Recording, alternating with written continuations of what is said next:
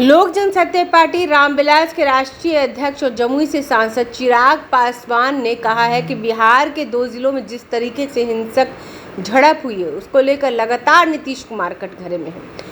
उन्होंने नीतीश कुमार पर निशाना साधते हुए कहा कि अगर यह केंद्र की रची हुई साजिश है तो राज्य सरकार जांच करवाए, दूध का दूध और पानी का पानी हो जाएगा।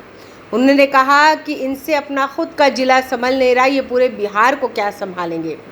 ये जहां नालंदा से आते हैं वहाँ नालंदा के बिहार शरीफ में 2 से 3 दिन तक जलता रहा, लेकिन इनको कुछ भी पता नहीं। वहीं चिराग पासवान ने कहा कि हम लोग लगातार मांग कर रहे हैं कि बिहार में राष्ट्रपति शासन लागू हो, जिससे कोई निष्कर्ष निकलेगा। ब्यूरो रिपोर्ट, आंखें न्यूज़ 24। रियली चुनौती आपकी, क्योंकि वो भी आप ऐसा क्यों कह रहे हैं भाई? साथ आने की बात कह रहे हैं, तो चाचा की चुनौती से कैसे? भाई राजनीति में मुझे लगता है जन समर्थन सबसे ज्यादा मायने रखता है। जन समर्थन सबसे ज्यादा मायने रखता है और कोई भी गठबंधन अपने साथ उन्हीं साथ, भाई मैं भी कल को किसी से गठबंधन करूं, मैं उसी के साथ करूंगा ना जिनका जन समर्थन होगा, जिनके साथ लोग होंगे। मैं इसको पुनः, मैं जातियों की मैं बात नहीं करता, पर कल हम लोग मोकामा हम लोग गए थे। हम लोग क्या आराध्य हैं भैया, वीर बाबा चौहरमल। हम लोग पूछते हैं उनको, मेरे नेता मेरे पिता आदरणीय रामविलास पासवान जी जब तक जीवित रहे तब तक वो इस कार्यक्रम में जाते रहे और अपना योगदान देते रहे। प्रधानमंत्री जी ने जो संदेश भेजा, उस संदेश में भी उन्होंने मेरे नेता के नाम का जिक्र किया। और वहां पर जब मैं गया, आप लोगों ने तस्वीरों में देखा ही भैया जिस तरीके से जन समर्थन मिला। जिनका आप जिक्र कर रहे हैं वो तो अपने आराध्य के उस कार्यक्रम में जाना तक जरूरी नहीं समझते, और जब पिछली बार गए थे वो गलत है, बट उनके साथ जो बर्ताव हुआ उसकी भी मैं निंदा करता हूं। तो ऐसे में भैया गठबंधन में चुनौती वही बनता है जिनके पास जन समर्थन है। चाहते थे, मुख्यमंत्री ने बुलाया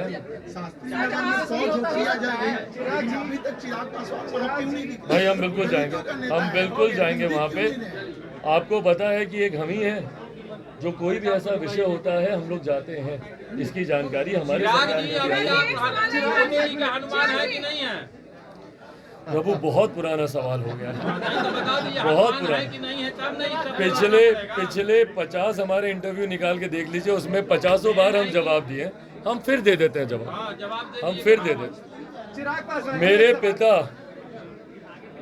मेरे पिता जब बीमारी की हालत में थे, जब वो ऐसी परिस्थिति में थे जब वो बोल चल नहीं सकते, जब वो वेंटिलेटर पे थे, उस वक्त कोई एक व्यक्ति जो मजबूती से हमारे साथ खड़ा था वो आज हमारे देश के प्रधानमंत्री आदरणीय नरेंद्र मोदी जी। उस वक्त ना बिहार के मुख्यमंत्री को चिंता थी, फोन तक कर उन्होंने मेरे पिता का हालचाल जानना जरूरी नहीं समझा। बिहार के जितने और नेता हैं उन लोगों ने हालचाल जानना जरूरी नहीं समझा, परिवार के कई सदस्यों ने आकर उनको देखना तक जरूरी नहीं समझा। ऐसे में कोई एक व्यक्ति जो दिन रात और दिन में 2-2 बार समय पूछेंगे, मैं समय भी बताता हूँ। सुबह ठीक 8:30 बजे मेरे मोबाइल का फोन बजता था, सुबह ठीक 8:30 बजे प्रधानमंत्री जी खुद फोन पर होते थे, और रात में लगभग 10:30 बजे, कभी 11:30 बजे, कभी 8:45 बजे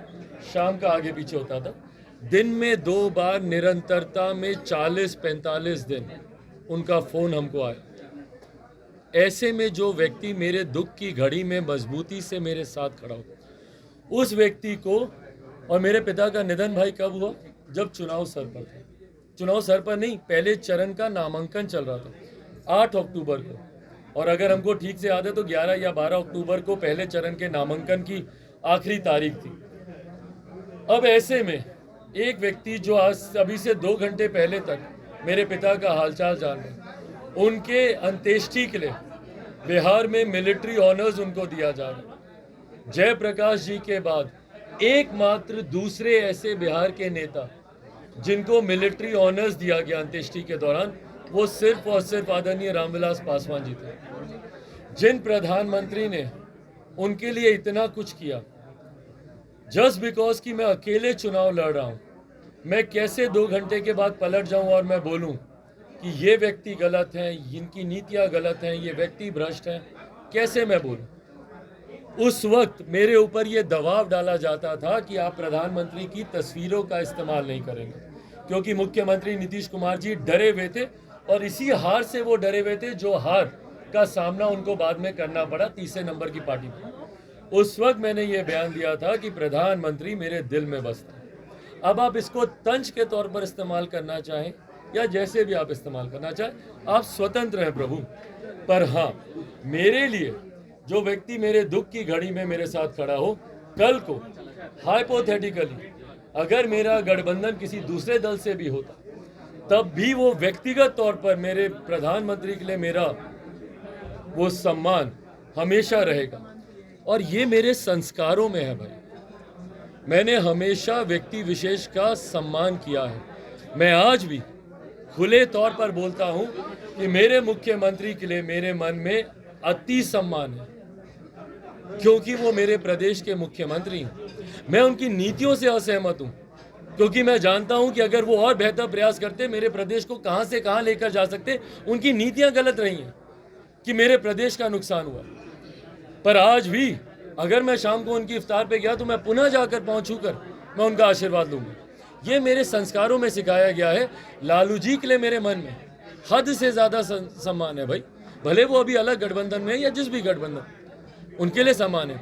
और वही सम्मान मेरा मेरे प्रधानमंत्री जी के लिए। तो हनुमान का आपने जिक्र किया, अगर आप इसको देखते हैं कि भाई ये कहना गलत है तो आप इसको गलत मान सकते हैं, पर ये राजनीतिक उद्देश्य से नहीं है, ये व्यक्तिगत संबंधन है। आरोप लगा रहे हैं, वो पहले खुद क्यों नहीं गए इस बात की चिंता करें। पर जहाँ तक सम्राट जी की बात है, मैं इस बात की जहाँ निंदा करता हूँ, मुझे ये जानकारी नहीं हो, मुझे लगता है शायद ये एग्जैजरेटेड है कि पत्थर फेंके गए, ये फेंके गए। मुझे जो जानकारी मिली, सिर्फ थोड़ा बहुत विरोध उनका वहाँ पे हुआ या कुछ बातें वहाँ पे लोगों ने कही गई, पर ये पूर्णतः जन भावना है, इसके अलावा और कुछ नहीं है। वो ये भी कह रहे हैं कि एक साल पहले दंगा भड़काने का आरोप लगाया है। हाँ, दंगा भड़काने का अमित शाह पर नीतीश कुमार ने, तेजस्वी ने भी।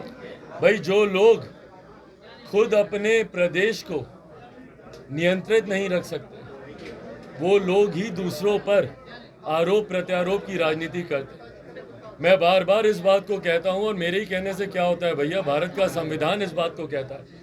फेडरल स्ट्रक्चर, भारत का जो संघीय ढांचा है, वो पूर्णतः लॉ एंड ऑर्डर को, कानून व्यवस्था को राज्य सरकार के अंतर्गत देता है। राज्य सरकार की विशेष सूची में ये आता है।